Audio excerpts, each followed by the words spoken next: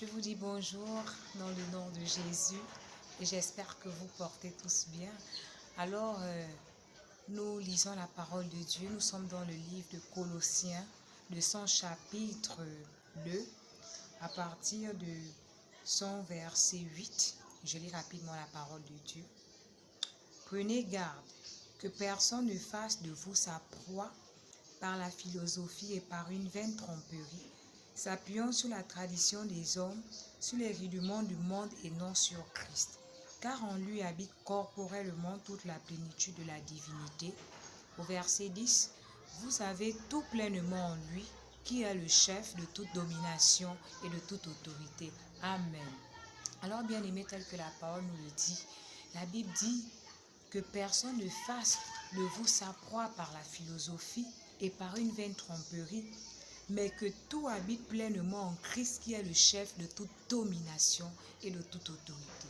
Alors mon frère et ma soeur, lorsque tu regardes ta vie, lorsque tu regardes ta famille, quelle est la domination qui domine ta famille? Quelle est la situation qui domine ta famille? La domination peut être le chômage. La domination peut être la stérilité. La domination peut être le célibat chronique. C'est-à-dire lorsque tu regardes dans ta famille, il n'y a pas de mariage. Lorsque tu regardes à ta vie, tu vois que rien ne marche. Toutes ces choses peuvent être appelées des dominations.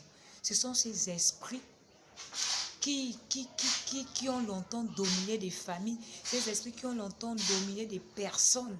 Mais bien aimé, j'ai une bonne nouvelle pour toi. La Bible dit, Christ, au verset 10, la Bible dit, vous avez tout pleinement en lui qui est le chef de toute domination, de toute autorité. La Bible nous fait comprendre que Christ est le chef de toute domination et de toute autorité. Mon frère, ma soeur, Christ est celui qui est capable, qui domine sur la stérilité. Christ est celui-là qui domine sur le chômage. Christ est celui-là qui domine sur les blocages. Christ est celui-là qui domine sur le célibat chronique. Alors mon frère, ma soeur, je vais t'inviter à tout simplement donner ta vie à Jésus.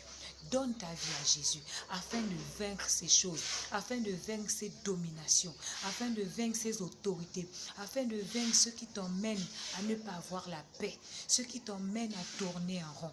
Tu as une solution. Et la solution, c'est celle que je te donne pendant que tu regardes le live.